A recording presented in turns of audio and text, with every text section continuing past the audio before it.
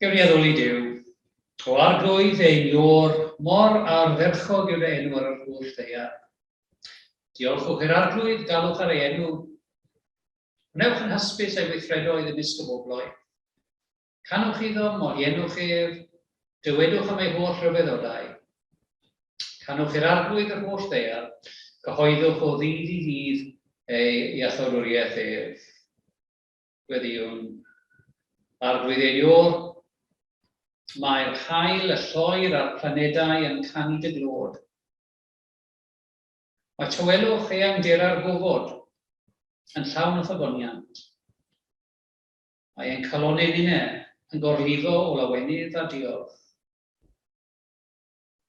Yr wyt wedi coroni'r flwyddyn a thaioni. Yr wyt wedi rhoi ni amser rhai a medi. Yr wyt yn darparu cawodydd a heilwen i'r had egino a thyfu a dwy'n ffrwyth. Osodais bobl, ond o'r eich chwilwyr dy greadigaeth.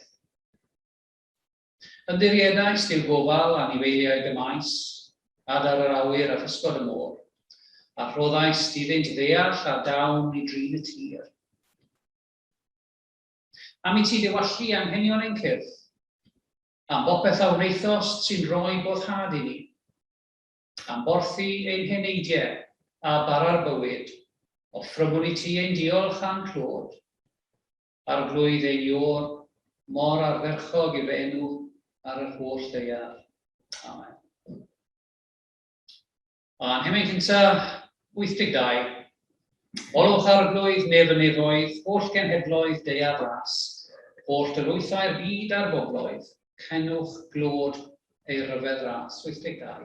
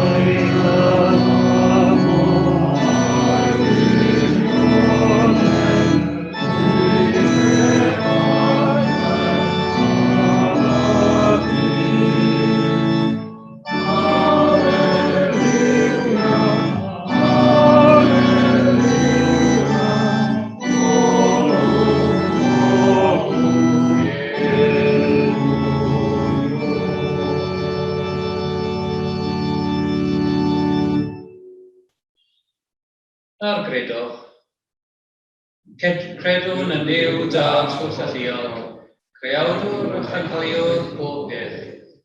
Credwn yn Iesu Grist, ei unig unedig fawr, ein harglwydd a chwaredwr, trwy ei fywyd, ei farwolaeth ar y groes a'i atgyfodiad, bod bygodd bechod ac angau, gan faddau ni yn cychodau, a'n cymodi a Duw. Credwn yn yr ysbryd glân, trwy ddwyr y mae Crist yn perswynio yn y credinwyr, gan ei sancteiddio yn y gwirionedd. Credwn yn yr eglwys, corff Crist a chymdeithas y saint, yn yr ysgrythurau sanctaidd, yn weinidogaeth y gair a'r sacramentau. Credwn yn y fodiad teyrnas Duw, ac yn ngobaith gwynfydedig a bywyd trwyddol trwy ein harglwydd Iesu Grist. Credwn mai diben penna'r dyn ydyw gofynedd i Duw a'i rwynhau byth ac yn brawd.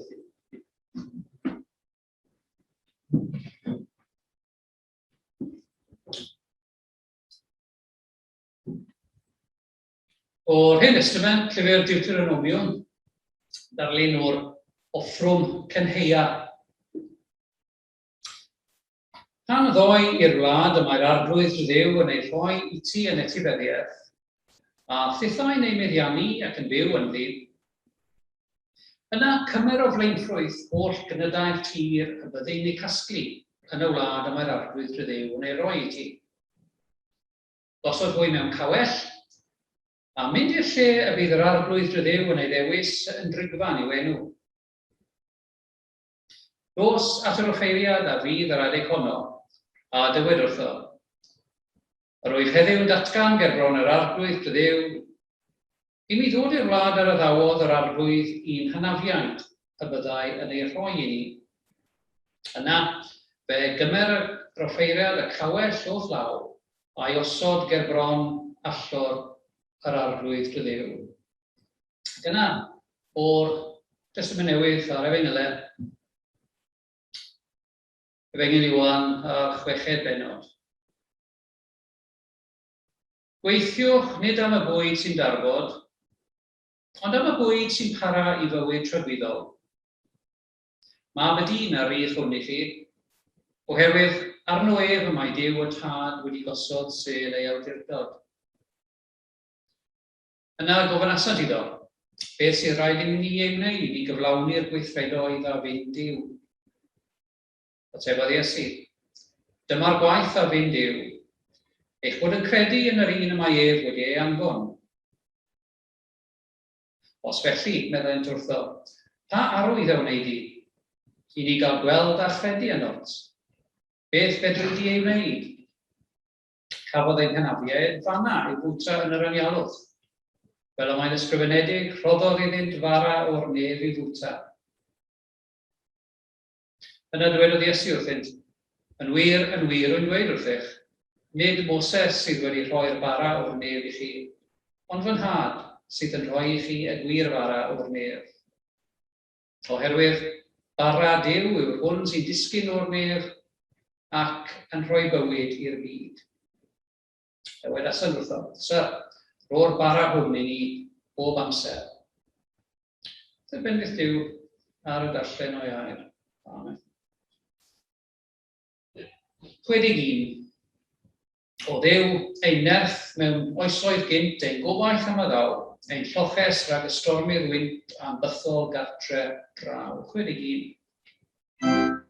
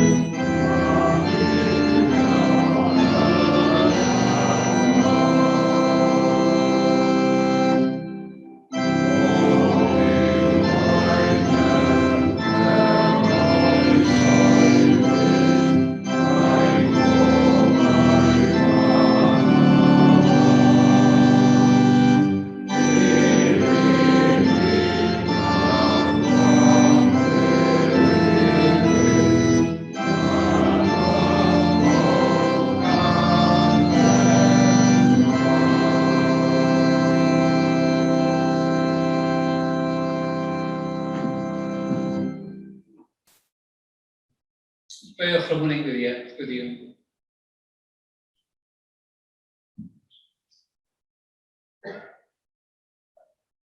Geiriau ein harglwydd y mae amser yn dod yn wir y mae yma eisoes, pan fydd y gwir addolwyr yn addoli'r tad mewn ysbryd a gwirionedd. Oherwydd rhai felly y mae'r tad yn ei ceisio i fod yn addolwyr iddo. Ysbryd yw Duw, a rhaid yw addolwyr ef addoli mewn ysbryd a gwirionedd. Dyw ein tad, arglwydd, neb a llaw, ffynhonnell a nerth ein bywyd. Arglwydd Iesu Grist ein gwaredwr a'n gobaith. Rhoddwr bywyd yn ei helaethrwydd. Ysbryd sanctaidd ein diddanydd a'n harweinydd. Nerth a bywyd Duw ynom. Duw, Dad, Mab ac Ysbryd Glân, perffaith mewn undod a chariad, yn ein huno a thi ac a'n gilydd, a ddolwm a chlodforol di. Offrymon i Dduw ein tad, dyled ein haddoliad. Fewn yn ddiolchgar, gan i gydnabod ef fel y grym anweledig sydd y tu ôl i'r bydysawd, tu ôl i bywyd, tu ôl i dyfiant a datblygiad. Y Duw sydd wedi llywyrchu yn hywyllwch ein calonnau, rhodd yr Ysbryd Glân, sydd trwy wyrth Duw y Tad wedi'n harwen ni at yr arglwydd Iesu Grist, y gair a wnaethpwyd yn gnawd, wyneb Duw yn ein byd.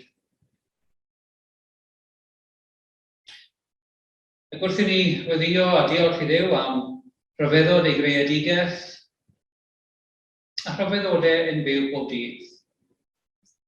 Llawen hawn bod Duw yn Crist wedi cymryd arno a gweddgwas, wedi rhannu ein bywyd cyffredin. I fod e wedi profi newyn, syched, poen, llawenydd, artaeth, marwolaeth ac atgyfodiad ein mwyn. Ac yn sgil yr atgyfodiad llawen hawn bod gennym ni greawdwr sydd yn gallu uniaethu a'n gwendidau a rhannu yn ein profiadau. Ac o gylyniad i'r gair a wnaethpwyd yn gnawd yn Iesu, bod gyda ni arglwydd sydd yn deall cymlethdodau ein byw bob dydd. Wrth i ni wneud beth mae pobl ein harglwydd wedi wneud dros y canrifoedd, diolchwn unwaith eto bod Duw wedi cadw ei gyfamod a bod haf a gaeaf, dydd a nos wedi barhau byth oddi ar sefydlu'r cyfamod cyntaf. Bod ein Duw yn ei ras wedi unwaith eto eleni bydithio ei greadigaeth, wedi coroni'r flwyddyn a harddwch. Llawen hawn yn rhyfeddodau byd natur ar adeg yma o'r flwyddyn, y lliwiau, y prydferthwch, a'r holl arwyddion hynny o nerth a grym y creawdwr y tu ôl i'r cyfan. Ac wrth iddyn ni ddiolch am ffyddlondeb Duw tuag atom a'r adeg cynheuaf arall, gwyddion dros bob un sydd yn gyfrifol dros y cynheuaf hwnnw. A bod fi'n gweithio law yn llaw a'i gilydd a llaw yn llaw a Duw'r creawdwr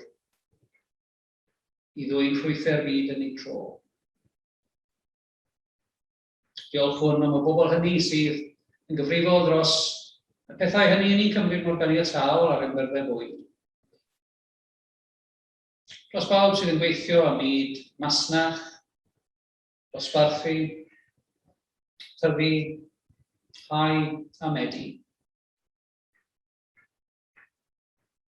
Ac wrth i ni fwynhau a yn aml iawn derbyn yn ganiataol ein digonedd. Gwyddiwn dros yr ardaloedd hynny o'n byd lle mae yna newid, syched, a tlodi yn esgor ar broblemau nad ydym wedi eu profi yn ein bywydau ni. Gwyddiwn dros arweinwyr y gwledydd, a rhai sydd yn dylanwadu ar lif masnach rhyngwladol. Diolch hwn a gwyddiwn am yr mudiadau yn garol hynny, sydd yn ceisio iawn dosbarthu y pethau ni'n ei cymryd mor ganiataol. Gwyddiwn dros bob un sydd yn gweithio ym myd amaeth, ysgolfeydd, neu diwydiant. A'r bobl hynny sydd yn lliwio eu ffordd a'i bywyd o ddydd i ddydd, o gelyniad i'w swyddi cyhoeddus.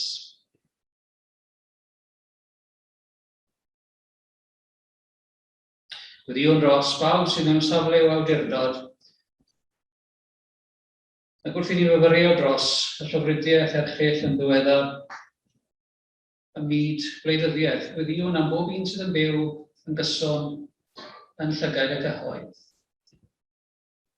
Dros ei diogelwch, gan ddiolch am ei hymroddiad a'i gwasanaeth dros eraill. Cofiwn am bob un sydd yn galaru. Bob un sydd yn byw gyda siom, wacter, neu ddiffyg pwrpas. Wedi rai hynny sydd yn ymbalfalu yn eu tywyllwch am arweiniad neu atebion. Gwyddiwn dros Eglwys Crist yn byd eang, llawen hawn yn y pethau hynny sydd yn gyffredin rhyngom a holl bobl Duw, beth bynnag i diwylliant i cefndir a'i iaith.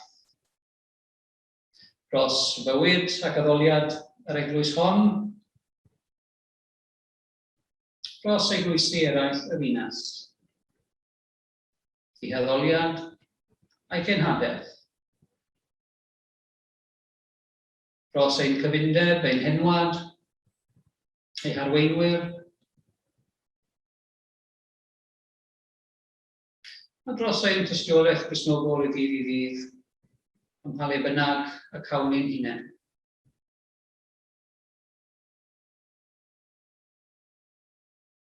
Meddyliwn am y bobl hynny sydd yn rhannu ein bywydau, aelodau'n teuluoedd, cymdogion, perthnasau, cydweithwyr.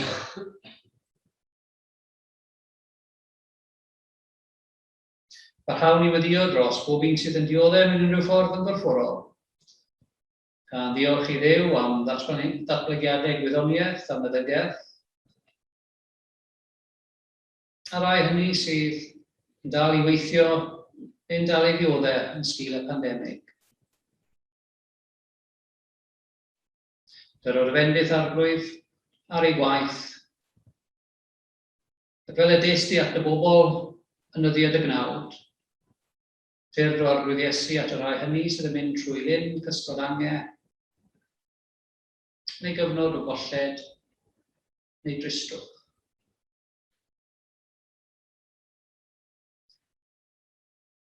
Wrth ddiolch i Dduw am ei ffyddrondeb a'i ddeioni tuag atom, cyffeswn ein methiannau.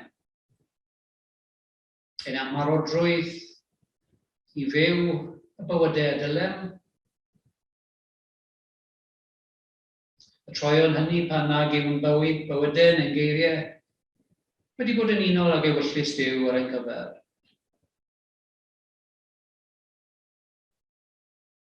Ac wrth gyffesu llawen hawn ein bod ni yn troi at Dduw sydd yn ein derbyn,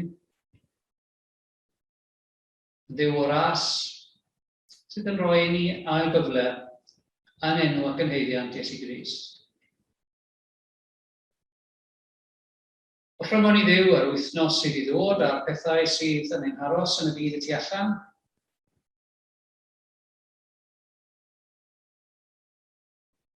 Ac fe gyflwynwn y cyfan i Dduw yn ein gwyddiau distaw.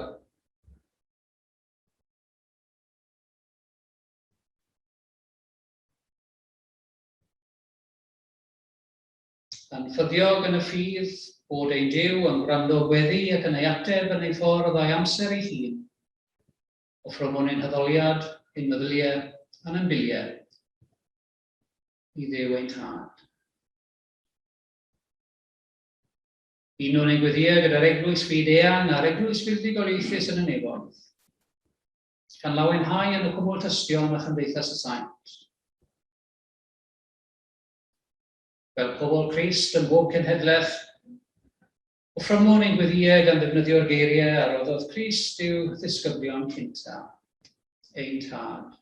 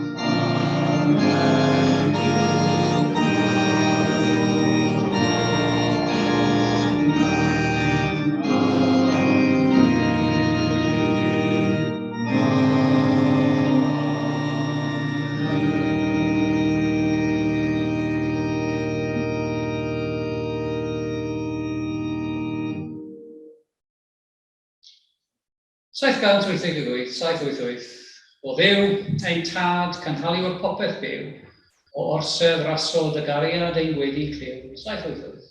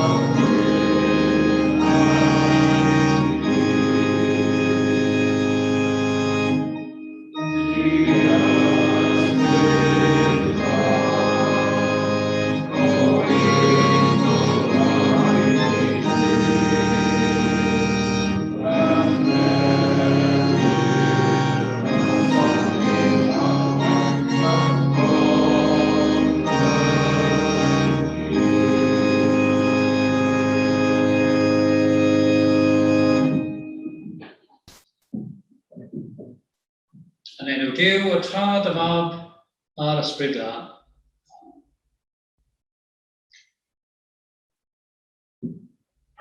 Mae yna gymaint o ddathliadau cymdeithasol neu crefyddol yn troi o amgylch y tymhorau a'r tir.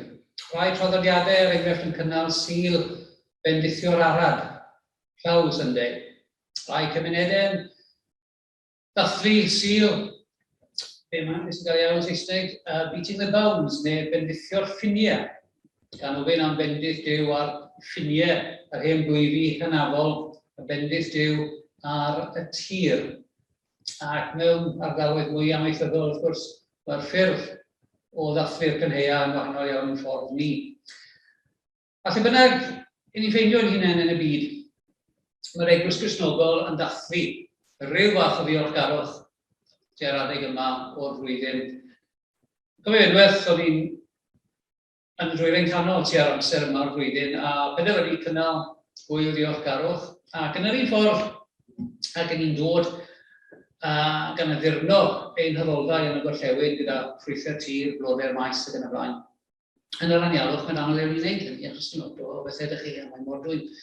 Felly be wnaethon ni oedd penderfynu, sylweddoli, pa mor ddibynnol oedden ni ar ddŵr.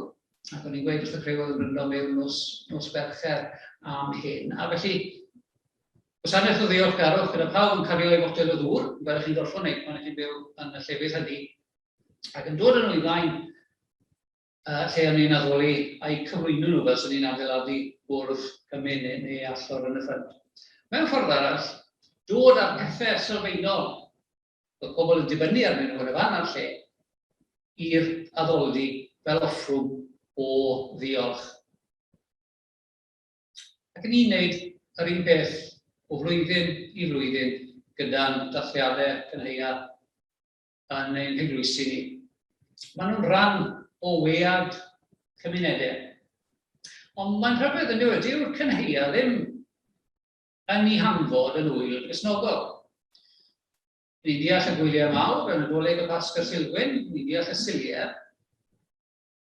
Ond sy'n ni'n hepgo'r gwyl ddiolchgarwch, byddai rhywbeth ar goll, achos mae yno yn rhan o wead y flwyddyn i ni fel Gristnogion. Byddai yr hydref ddim yr un peth heb gwyl o ddiolchgarwch. Ac mae troad y tymhorau, y lliwiau newid yn y sweithiau yn tywyllu ac yn tynnu mewn, mae'n rhan o'n gwead ni.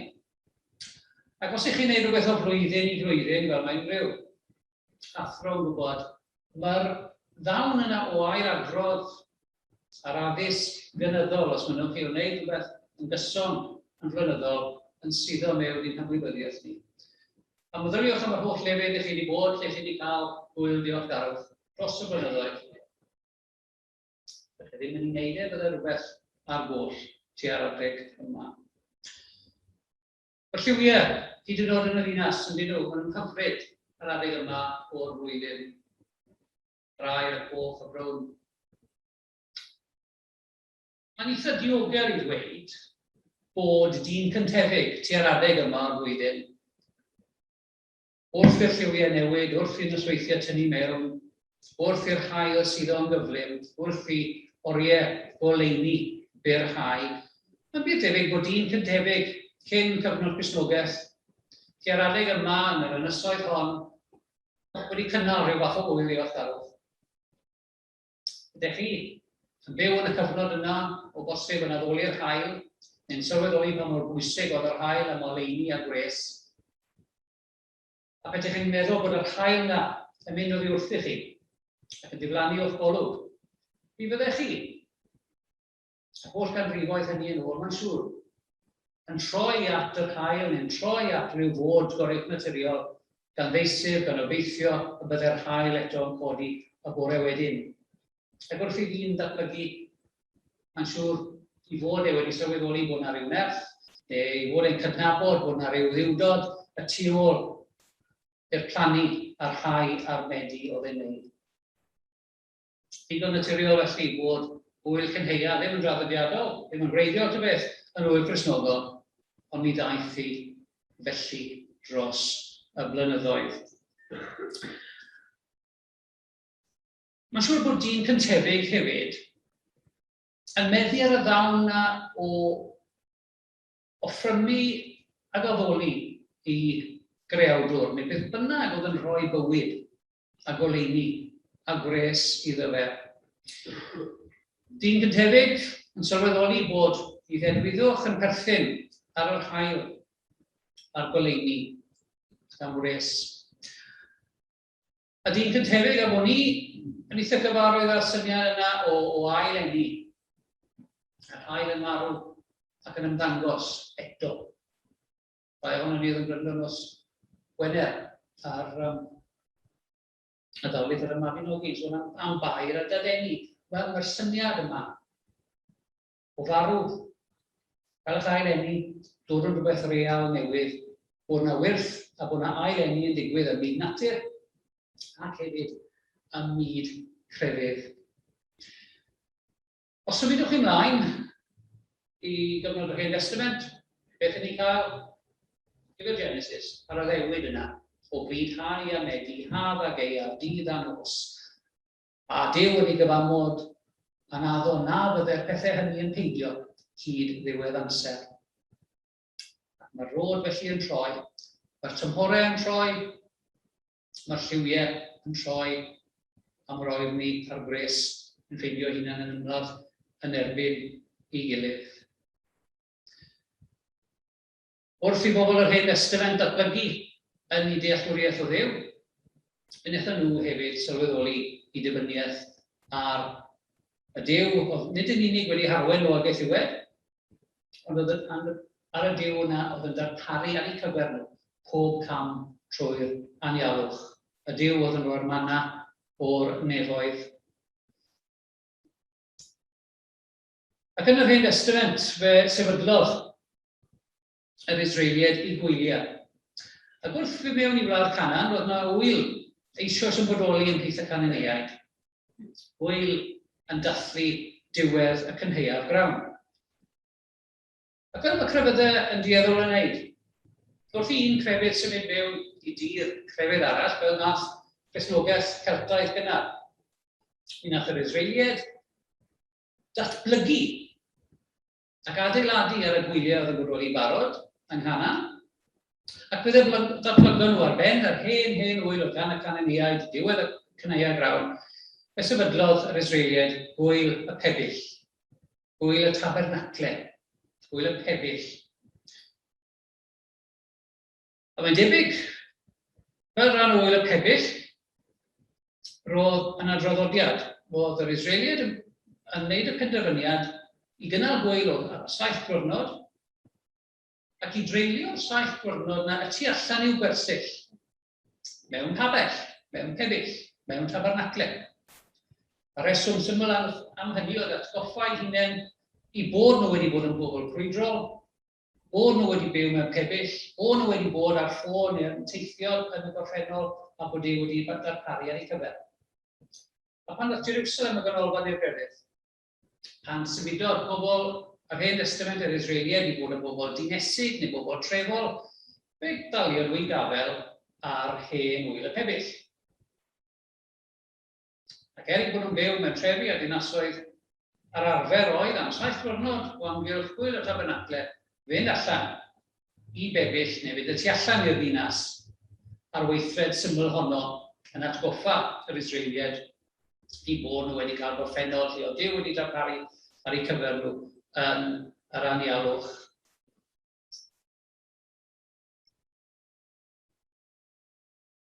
Roedd rheswm y tu ôl i'r cyfan, a os edrychwch chi ar unrhyw wyliau amaethyddol, fel arfer mae yna rhyw darddiad crefyddol iddyn nhw. Hynny'n wir hyd yn oed am yr Oktoberfest yn Bavaria, sy'n digwydd ar hyn o bryd. Dathlu Duw yn bendithio y cnydau unwaith eto, ac bod y dathlu falle yn bach yn wahanol yn ganol Oktoberfest, dwi'n yn gwybod, ond yna eto, ydych chi darlun o bobl yn llawenhau o rhywbeth eto wedi dod yn byw o felyniad I waith rhywun arall. Wrth I bobl yr Hen Testament wrth i genedlaethau ddatblygu wrth iddyn nhw magu rhyw gof cenedlaethol. Dath pobl i sylweddoli bod treigl y tymhorau ddim yn digwydd ar Aberdamen, ond mae Duw oedd yn tu ôl i'r cyfan. Ac hyn eiriau nawr i fe'r Genesis, dath yn rhan o liturgi'r deml, roedd pobl yn ailadrodd, neu llafar tra peri'r reiaf, ni ffeindiau, pryd rhai a medi, oerni a gres, haf a geaf, dydd a nos.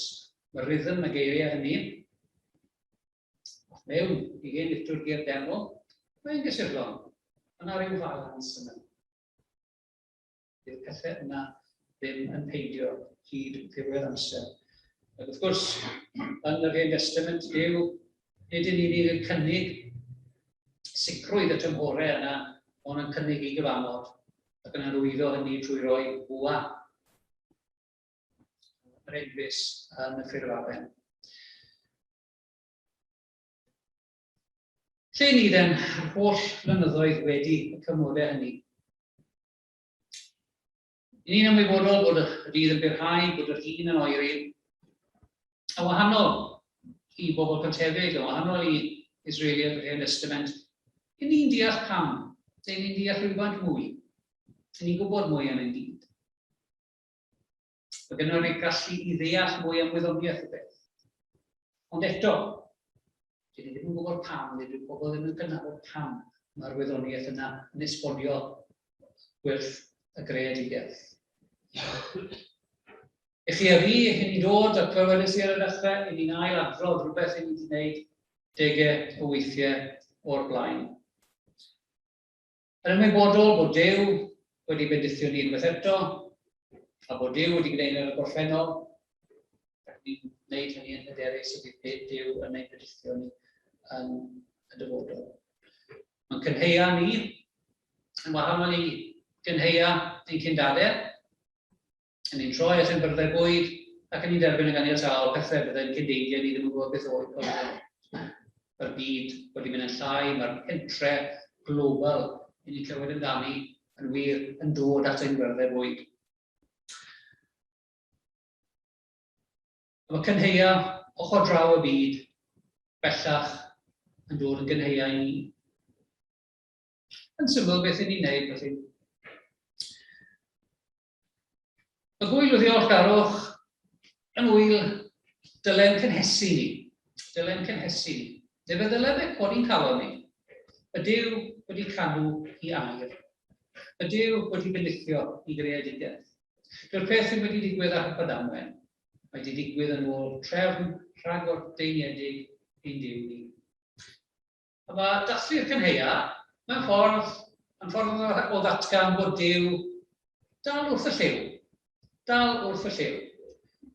Bod y byd mewn cymaint o lanas, bod y byd mewn cymaint o fest, y pethau'n digwydd yn ôl trefn Duw ac yn gwyl y cynheia, ac mae'n digonedd ni yn deillio'r ffaith bod Duw yn cadw ei air, ac yn cadw ei addewidion, ac yn cadw ei bartneriaeth, os mae'n chi, gyda dyn ar y ddaear. Mae'n wyl dyle bod ein calon ni, neu cynhesu'n calon ni, rhaid yn chi. Y gwyl y cynheia hefyd yn tystio I chyfrondeb Duw.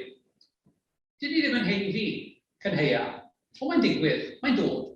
Y pobl eraill yn gweithio droson ni ac yn mwynhau llafur pobl eraill. Ond dyn ni ddim fel pobl yn heiddi a bethau y Duw yn rhoi. Ond yn ei ras, yn ei gysondeb, y Duw dal yn bendithio I ddeia, dal yn rhoi I ni y bethau sydd angen arno ni. Ac mae hynny'n gysurlon, achos ni'n byw mewn byd bellach lle dyw pethau ddim yn para mor hir â hynny.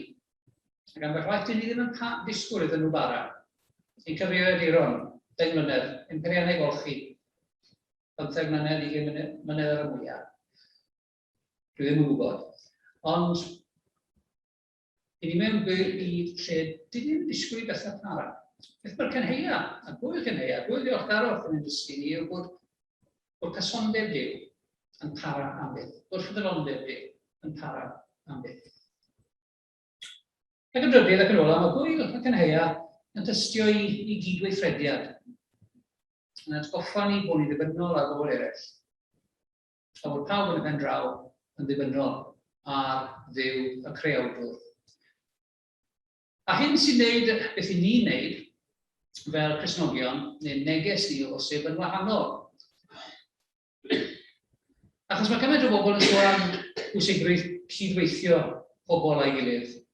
I chi a fi yn rhan o Eglwys Crist, yn ymwybodol yn y pen draw, mae'n cydweithrediad ni gyda'n Dduw sydd yn gwneud y darlun yn gyfan. A bod dynion, i cydweithrediad, i deioni, heb y Dduw yna, yn colli rhywbeth yn ei bywydau.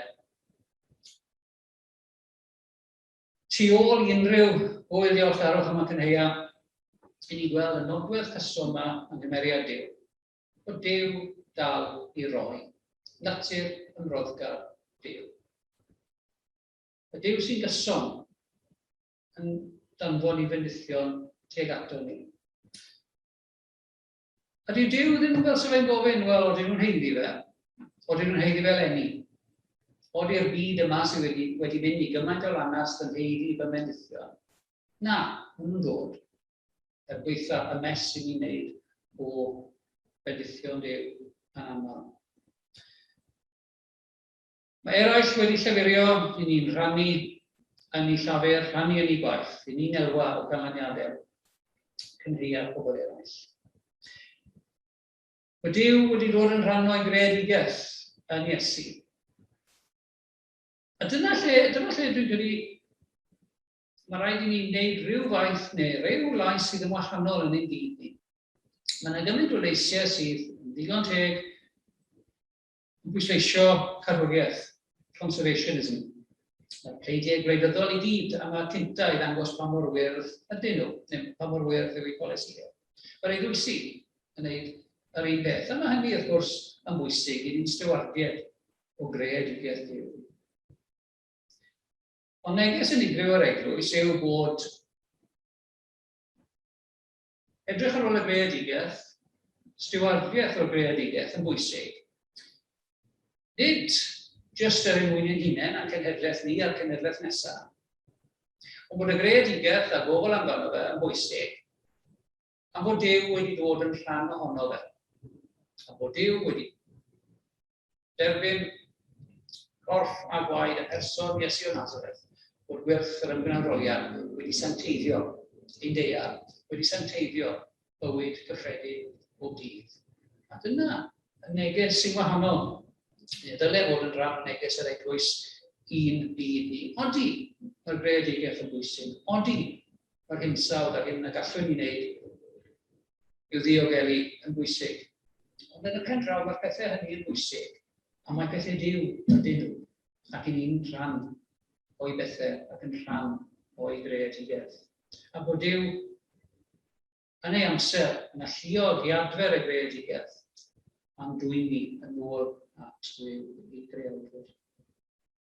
Dwi'n ei droed Duw mewn gweddion. Rhywun tad llawen hawn yn rhyfeddodau y greadigaeth. Creadigaeth a santeiddiwyd trwy wyrth ymgrawdoliad y fam, am bod Iesu wedi cerdded ein deiar ac wedi santeiddio ein bywydau ni. O ffrymon i diolch, ond llawen hawn hefyd y bod ti yn rhan o'n cynheia. A bod y cynheia yn tystio i dy ffyddlondeb di, i dy gyfamod di, i dy barodrwydd di, i'n bendithio gweitha ein diffyg heiddiant. Diolchwn a gweddiwn yn enw Crist. Amen.